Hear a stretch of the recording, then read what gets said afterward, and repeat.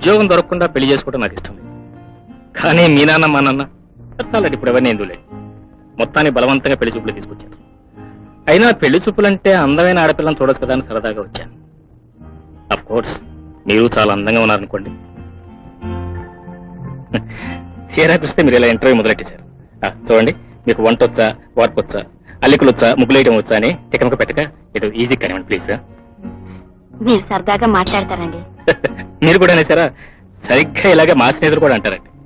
సరదాగా మాట్లాడటం వరకేనా, లేకపోతే ఇంకేమైనా సరదాలు ఉన్నాయా మీకు? సరదాలా అంటే? అదే సిగరెట్ తాగడం లాంటిది. నవ్వుతూ నవ్వుతూనే ఇంటర్వ్యూ మొదలెట్టేశారే. ఇది ఇంటర్వ్యూ కాదండి. నా కాబోయే భర్త ఇలా ఉండాలని నాకు కొన్ని కోరికలున్నాయి. అవి మీకు ఇష్టమైతే మిమ్మల్ని పెళ్లి చేసుకోవడానికి నాకు అభ్యంతరం లేదు. లేకపోతే మిమ్మల్నే కాదు, అసలు నేను ఎవరిని పెళ్లి చేసుకోను. Very interesting. చెప్పండి. మీరు సిగరెట్ తాగకూడదు. సిగరెట్లా?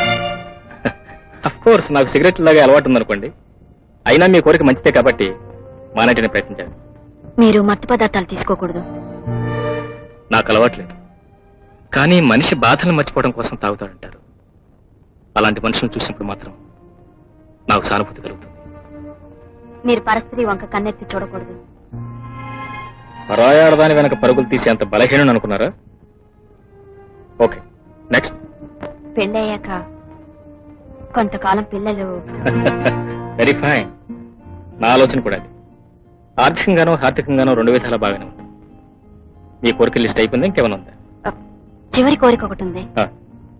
మీరు మగవాడన్న అహంకారంతో ఎప్పుడు నన్ను కొట్టకూడదు. ఎందుకలా నవ్వుతున్నారు? అడగకూడని ప్రశ్న అడిగానా?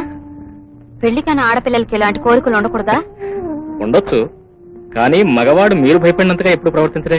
అలా ప్రవర్తించిన వాళ్ళని చాలా మందిని చూశాను. తాగుబోతులతో, జూదగాళ్లతో వేగలేక ఆత్మహత్య చేసుకున్న ఆడవాళ్ల గురించి నాకు తెలుసు. తిరుగుబోతైన మగాడు తాళి కట్టిన భార్యని హత్య చేసిన సంఘటన నాకు తెలుసు.